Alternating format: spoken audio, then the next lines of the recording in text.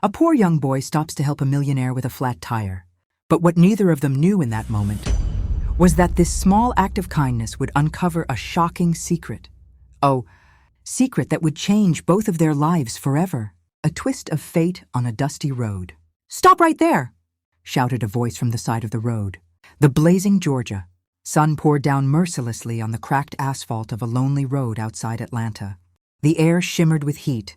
Cicadas buzzed loudly in the trees, and not a single car had passed for nearly half an hour.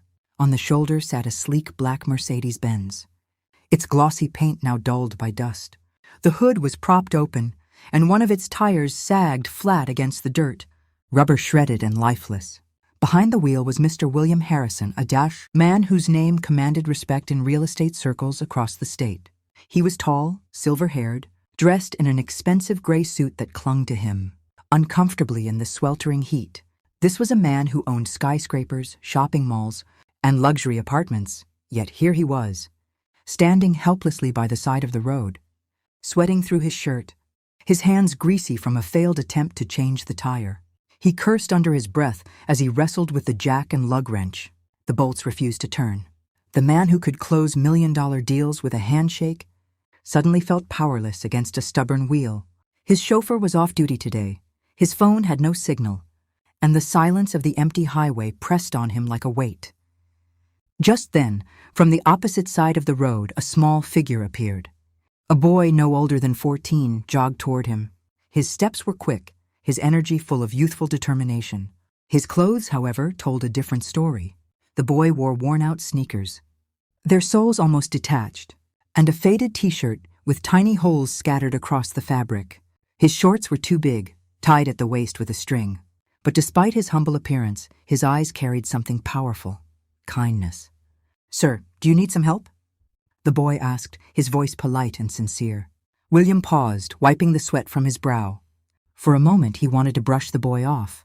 He was used to people either begging him for money or avoiding him out of fear. But this boy's tone was different. Not desperate, not mocking, just genuine concern. "I suppose I do," William admitted reluctantly, motioning toward the wheel. "This thing won't budge. I've been at it for 20 minutes. The boy stepped closer and squatted by the car, his small fingers wrapped confidently around the wrench. "You're loosening it the wrong way, sir. Lefty-loosey, righty-tighty. That's what my uncle taught me when I helped him fix bikes." William watched in surprise as the boy leaned his weight onto the wrench. With a grunt, the bolt snapped free. Then another, and another. Within minutes, the boy had removed the ruined tire and replaced it with the spare. His movements were steady, practiced, almost like he had done this many times before. William found himself standing silently, feeling almost useless in the presence of this child. His wealth, his suits, his luxury cars, none of it mattered here. What mattered was skill, patience, and determination. And the boy had all three. Finally, the job was done. The boy stood, wiped his dusty hands on his shorts, and flashed a shy smile. "There you go, sir. You're good to go." William stared at him for a moment. He had expected some sort of request. Money, a reward, maybe even a ride. Instead, the boy simply turned as if to leave. "Wait," William said, reaching for his wallet. He pulled out a crisp $50 bill and extended it. "Here, take this. You've earned it." The boy hesitated. His expression was conflicted, almost uncomfortable. "No, sir. My mama says if you help someone, you don't always need to be paid back. God will bless you in other ways." Those words struck William like a lightning bolt. For years, people had only ever chased his money. Employees, business partners, even distant relatives. No one ever refused it. Yet here was a boy, poor by every visible measure, turning down $50 with dignity and pride. For the first time in a long while, William felt small and humbled. "What's your name?" William asked quietly. "Jamal, sir," the boy replied. "I live down the street in the old Maplewood housing project. With my mama." William nodded, memorizing the name. Jamal. Something about it stirred a faint echo in his chest. He couldn't place it, but it tugged at him, as if the boy's presence meant more than just chance. Jamal gave a polite nod and jogged back toward the narrow street lined with old apartment buildings. William remained by his car, staring after him long after he was gone. He should have felt relief that his problem was solved, but instead he felt restless. There was something about that boy, his kindness, his refusal of money, even the shape of his face, that William couldn't shake. As he climbed back into his Mercedes and started the engine, the millionaire whispered to himself, "Who are you, Jamal?" The road ahead stretched wide and empty, but William's mind was far from clear. He didn't know it yet, but that small encounter on a dusty Georgia road was about to change his life forever. A boy who wanted nothing. William pulled out his leather wallet, the kind stitched from Italian calfskin, and worth more than most people's monthly rent. He flipped it open and slid out a crisp $50 bill, holding it between two fingers like he'd done countless times when tipping valet drivers or waiters. "Here, kid," William said, extending the money. "Take this. You've earned it." He expected to see the boy's eyes light up with excitement. That was the reaction he was accustomed to. Gratitude, eagerness, sometimes even desperation. Money always solved problems. Money always brought smiles. But what happened next left William frozen in place. Jamal didn't move to take it. In fact, he shook his head slowly, almost embarrassed. "No, sir," he said softly but firmly. "My mama always says, if you help someone, you don't always need to be paid back. God will bless you in other ways." For a long moment, the only sound was the whir of the cicadas in the distance. William blinked, unsure if he had heard correctly. Nobody, absolutely nobody, ever turned down his money. Not his business partners, not strangers, not even members of his own extended family. "You don't want it?" William asked, his brows furrowing in disbelief. Jamal shook his head again, folding his hands in front of him. His stance wasn't arrogant or proud, it was humble, yet filled with quiet conviction. "I just wanted to help. That's all." Those words hit William harder than he expected. They pierced through the armor he had built over decades of wealth, power, and cold transactions. His life had been defined by money, earning it, protecting it, and watching people bend over backward for it. Yet here was a boy, ragged clothes and worn-out shoes, refusing it as if it were meaningless. For the first time in years, William felt something stir inside him, curiosity. "What's your name, kid?" he asked, lowering the bill but not putting it away just yet. "Jamal, sir." The boy's voice was steady, respectful, but not timid. He wasn't afraid of William's suit or his expensive car. He wasn't intimidated by the authority the millionaire carried. Jamal stood there like any other boy might when talking to an adult, open, polite but firm. "Where do you live?" William pressed, intrigued now. "Down the street, sir," Jamal replied, pointing toward a cluster of aging apartment buildings in the distance. "The old Maplewood housing project. I stay there with my mama. She works at the diner, night shifts mostly. She's real tired these days, but she says hard work makes you strong." Maplewood, the name echoed in William's head. He had driven past that place many times. It was a low-income project filled with struggling families, the kind of place his company once considered demolishing to build luxury condos. But hearing Jamal say it with such matter-of-fact, pride sent a strange twinge through William's chest. "I see," William murmured. He studied the boy more closely now, the way he carried himself, the sharpness in his eyes, the mix of kindness and strength that didn't match his age. Something about him tugged at William's memory, like a faint echo from the past he had buried long ago. He couldn't quite place it, but it gnawed at him. "Your mama must have raised you well," William finally said, sliding the 50 back into his wallet. "Not many people talk the way you just did." Jamal smiled faintly. "She says money is just paper. What matters is what you do for people. That's what makes you rich." The simplicity of the boy's words struck William deeper than any business lecture he had ever attended. He cleared his throat, suddenly uncomfortable, and forced himself to glance at his watch. "Well, thank you, Jamal. You've done more for me today than you realize," William said, offering a small nod. Jamal simply gave a polite wave and stepped back, ready to jog home. He didn't linger, didn't wait for compliments or praise. Within moments, he was heading down the road toward the faded brick buildings of Maplewood, his small figure disappearing into the distance. William remained by his car for a while, staring after him. His heart felt strangely heavy. He couldn't shake the boy's words, his honesty, or the uncanny familiarity about him. Something about Jamal wouldn't leave his mind. As William slid behind the wheel of his Mercedes and restarted the engine, he expected to feel relief that the ordeal was over. Instead, unease settled in his chest like a stone. He couldn't stop replaying the encounter over and over, as if the universe had just dropped a puzzle, piece into his life that he didn't yet know how to fit. As he pulled onto the road, William whispered under his breath, almost involuntarily, "Why do I feel like I've seen those eyes before?" And though the millionaire didn't know it yet, this was only the beginning of a truth far greater than he could have ever imagined. The millionaire's restless heart. That night, William tossed and turned in his king-sized bed inside his sprawling mansion. The city lights of Atlanta glittered through the tall glass windows, but even the beauty of his penthouse view brought him no comfort. Sleep refused to come.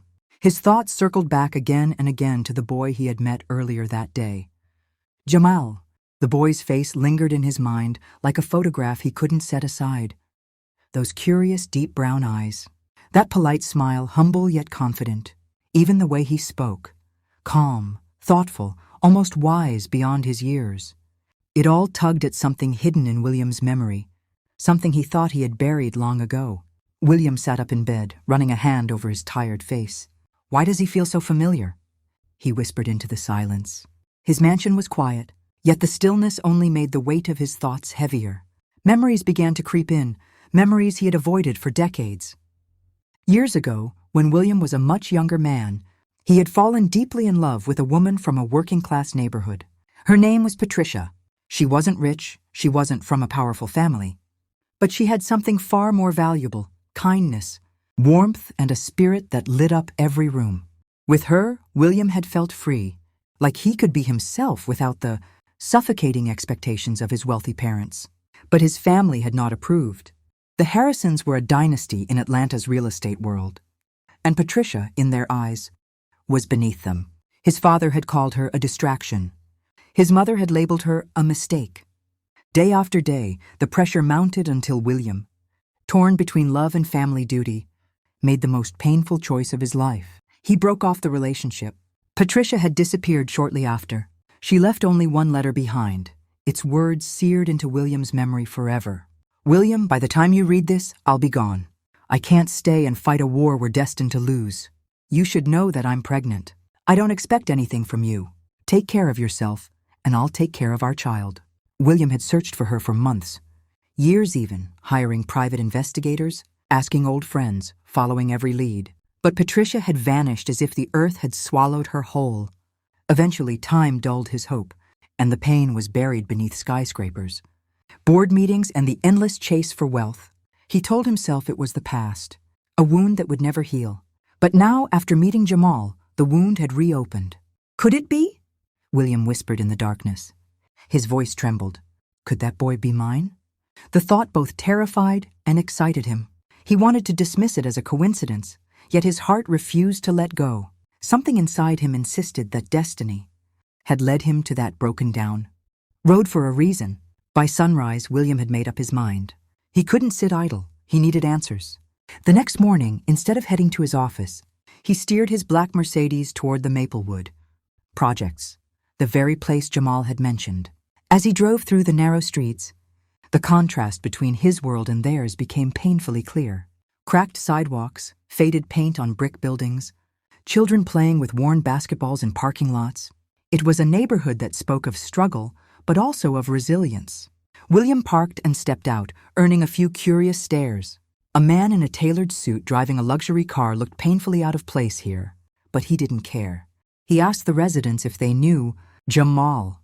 Some kids pointed him toward a weathered apartment building with peeling numbers on the door. His heart pounded as he climbed the stairs. He felt more nervous than he had ever felt before, more than at any business deal, more than standing before thousands of investors. At the top, he stopped at a door. He raised his hand to knock, but froze. What if he was wrong? What if Patricia wasn't there? What if Jamal wasn't his son? Summoning courage, William finally knocked. The door creaked open, and there she was. Patricia. Time seemed to freeze. Her hair carried threads of gray now. Her face bore the marks of hardship. But her eyes, those familiar, beautiful eyes, were the same ones he had fallen in love with all those years ago. Patricia gasped softly, her hand flying to her mouth. "William," she whispered, disbelief in her voice. "What are you doing here?" William's throat tightened. His heart raced as 1,000 emotions flooded him all at once. Regret, longing, fear, and hope. He swallowed hard and managed only one trembling sentence. "I met a boy yesterday. His name is Jamal. Patricia, is he—" Her silence was louder than any words. The truth revealed. Patricia gasped the moment she saw him standing in her doorway. Her breath caught in her throat, and for a second, it felt as though time itself had folded back 20 years. Her hand instinctively gripped the edge of the door, her eyes wide with shock. "William," she whispered, her voice trembling. "What are you doing here?" William swallowed hard. His heart pounded against his ribs like a drum. He had rehearsed this moment in his mind 1,000 times. But now that it was real, the words felt heavy, fragile, almost impossible to speak. "I met a boy yesterday," he said slowly, his voice cracking with emotion. "He helped me with my car." "Patricia, is Jamal?" Her eyes filled with tears instantly. For a moment, she tried to speak but couldn't. Finally she nodded, her voice breaking as the truth spilled out. "Yes, William. Jamal is your son." The admission hung in the air like a thunderclap. Patricia wiped at her cheeks with the back of her hand, her voice shaking. "I never told him, because I didn't want him to feel abandoned or unwanted. I raised him myself. I didn't think you'd care. Not after you left." William's chest tightened at her words. He shook his head, his voice raw and desperate. "Patricia, no. You don't understand. I searched for you. I looked everywhere. I made mistakes. I let my family pressure me, but I never stopped thinking of you. Or of the child. I thought I lost you forever." Before Patricia could respond, soft footsteps echoed in the hallway behind her. "Ma?" a voice called. And then he appeared, Jamal. The boy froze at the sight of William standing in the doorway. His young face twisted in confusion. His brows furrowed, and his voice was uncertain. "Mama, who is this man?" Patricia turned, her heart racing. She reached for his hand, holding it tightly. The weight of the moment pressed heavily on her chest. How could she say it? How could she explain years of silence in a single breath? She looked into her son's eyes and whispered, "Baby, this is William. He's your father." The silence that followed was suffocating. Jamal's eyes widened. He pulled his hand back slightly, his expression shifting from confusion to shock and then to anger. "My father?" Jamal repeated, his voice trembling. "The man who left us? The man I never knew?" William stepped forward quickly, his own eyes brimming with tears. He dropped to his knees, leveling himself with the boy. His expensive suit brushed the worn carpet, but he didn't care. "Son," he said, his voice breaking, "I didn't leave you. I didn't even know where you were. Meeting you yesterday, it was fate. It was God's way of bringing us together. Please. Please give me a chance to make things right." Jamal's lip quivered.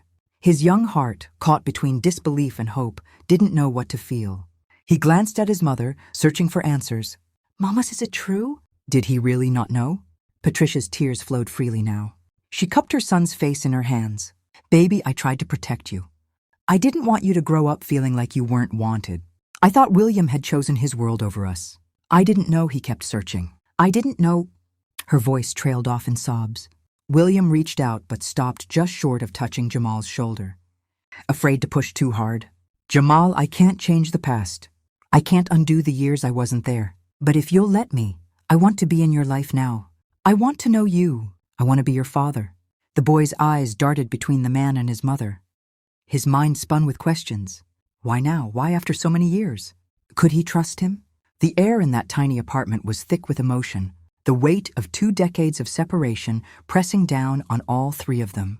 Finally, Jamal whispered, almost inaudibly, "I don't know if I can believe you."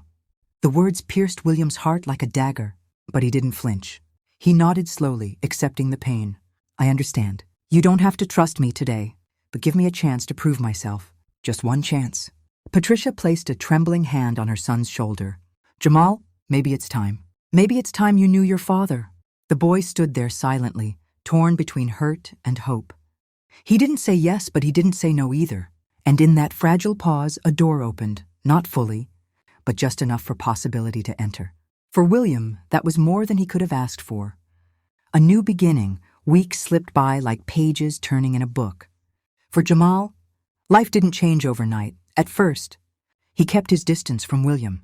He would nod politely, answer questions with short replies, and keep his emotions guarded, deep down.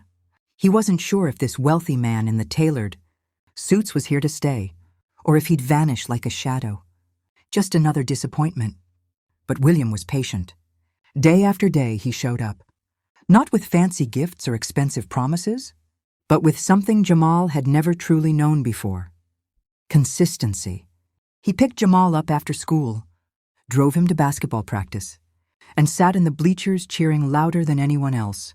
He brought dinner some nights, not extravagant meals from five-star restaurants, but takeout pizza that they ate together around the small kitchen table, laughing and sharing stories. On weekends, William helped Jamal with his homework, explaining math problems step by step until the boy finally smiled in understanding. Little by little, Jamal's walls began to crumble. One evening, William surprised him with tickets to a professional basketball game. Jamal's eyes lit up brighter than the stadium lights as he walked into the arena, holding his father's hand. It wasn't the money that made the moment special. It was the way. William explained every play, cheered when Jamal's favorite player scored, and bought him a jersey with his name stitched on the back. For the first time in his life, Jamal felt what it was like to have a father.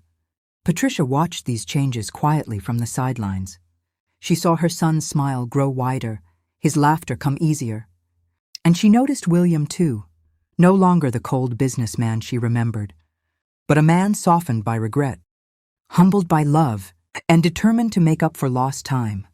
One evening after dinner, William stood in Patricia's small living room. Jamal sat on the couch, fiddling nervously with a basketball in his hands. Patricia leaned against the counter, her arms folded, her eyes cautious but hopeful. William cleared his throat, his voice steady but heavy with emotion. "Patricia, Jamal, I need to say something important." They both looked up, waiting. "I don't want to be just the rich man who shows up sometimes," William said. His gaze shifted from Patricia to Jamal. "I don't want to be someone you see once in a while, someone who buys gifts to cover up the past. That's not family. What I want is to truly be here, to support you both, not with money, but with love, time, and presence. I want to earn your trust day by day and prove that I'm not going anywhere." The room was silent for a moment. Patricia's eyes softened, tears forming at the corners. She had waited years for these words, for this sincerity. For the first time, she believed him. She nodded slowly, her voice barely above a whisper. "You mean that, William?" "With everything I have," he replied. Jamal lowered his basketball and looked at his father. His heart was still cautious, but he couldn't ignore what he had seen in recent weeks. The man who once felt like a stranger now cheered for him at games, listened to his stories, and tucked encouraging notes into his school books. The boy's voice was quiet, almost shy, but filled with longing. "I'd like that, Dad." The word Dad hung in the air like a miracle. William's eyes filled with tears instantly. He crossed the room in 2 steps, dropped to his knees, and pulled Jamal into his arms. He hugged him tightly, his voice breaking as he whispered, "Thank you, son.